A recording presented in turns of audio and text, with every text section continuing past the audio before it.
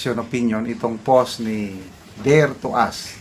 Sabi lang niya, so, plan B, C, D, E, F na? Letters na sa alphabet. Bakit kailangan nila ng plan B, plan C? Panigurado gyud mo, ha? Isinare ni Dare to Us itong post ng Philippine Star. Payag ito ni Ronald Llamas, political analyst kuno ng mga Dilawan. Sabi niya, Llamas on the possibility of Vice President Sara Duterte's impeachment. Duda ako doon. Alanganin ang impeachment daw. Duda. Parang hindi magmaterialize. Bakit? Duda. Una, papalapit na ang 2028. Kalawa, pababa yung approval rating ng President.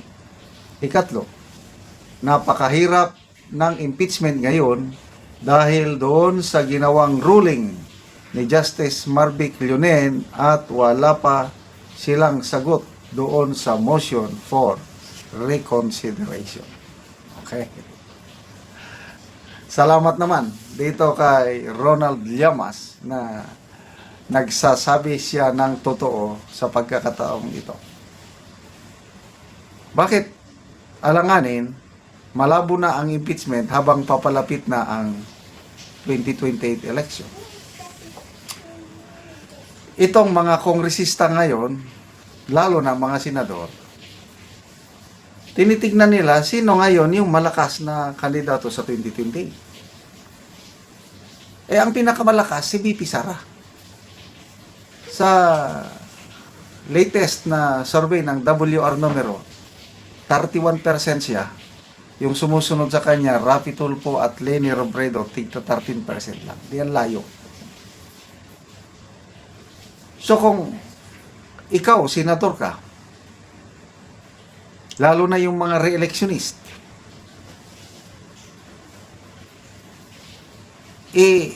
bobotohan mo ba bibigyan mo ba ng botong conviction ang isang napakalakas na kandidato pagka-presidente? Playing safe mo na yan.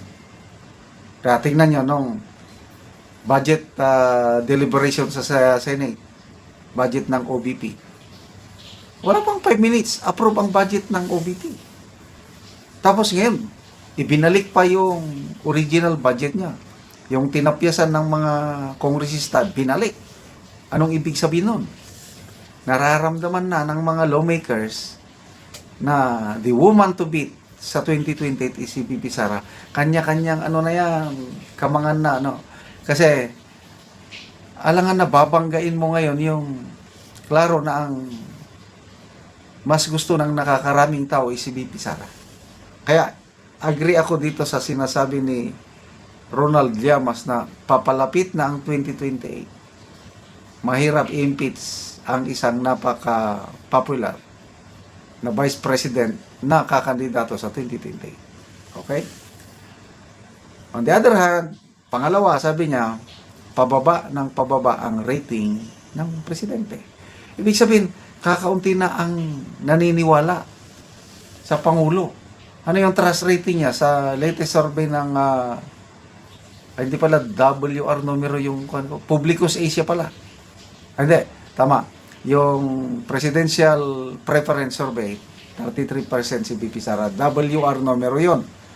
Sa Publicus Asia, trust rating, pinakabagong survey to, I think, December, end of quarter na survey. 31% ang trust rating ni VP Sara kumpara kay PBBM na 15% lang.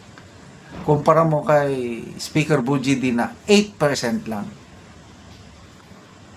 Talagang para mong inuntog ang imong ulo sa matibay na pader, nababanggain mo yung most trusted government official. And then, pangatlo, which is pinakamalakas na rason na mahirap silang magtagumpay sa kanilang impeachment plan is yung ruling ng Supreme Court. unanimous yung ruling. Mahigpit ngayon yung ruling na yun. Hindi na nila pwedeng i-shortcut. Tingnan nyo, motion for reconsideration. Dinisisyonan? Wala. Pwede naman nilang patulugin. So, ano ngayon ang option nila? Ay di, mag-plan B sila. Plan B, Plan C, Plan D. Tingin ko, kahit ganyan ang pananaw ni Ronald Llamas, itong mga makakaliwa, Akbayan, sina Hontiveros, Sindanya, at mga makabayan black, sina Representative Tinio, Rene Co at saka Ilahio, Sara Ilahio, itutuloy pa rin nila yan. Magsasampa pa rin ang impeachment case. Actually, yung sinampa nilang plunder case laban kay BP Sara sa ombudsman, ginawa nila yon para to drum up awareness na ang BP is manlulustay ng pera ng taong bayan. Pas yung findings ng ombudsman magiging supporting documents nila para sa impeachment na isasampa kay BP Sara. So ito ngayon ang tanong kung makagather ba ng enough votes sa Kamara ang impeachment complaint. Makakuha ba ngayon ng 1/3 ng mga kongresista? Yan ang malaking tanong.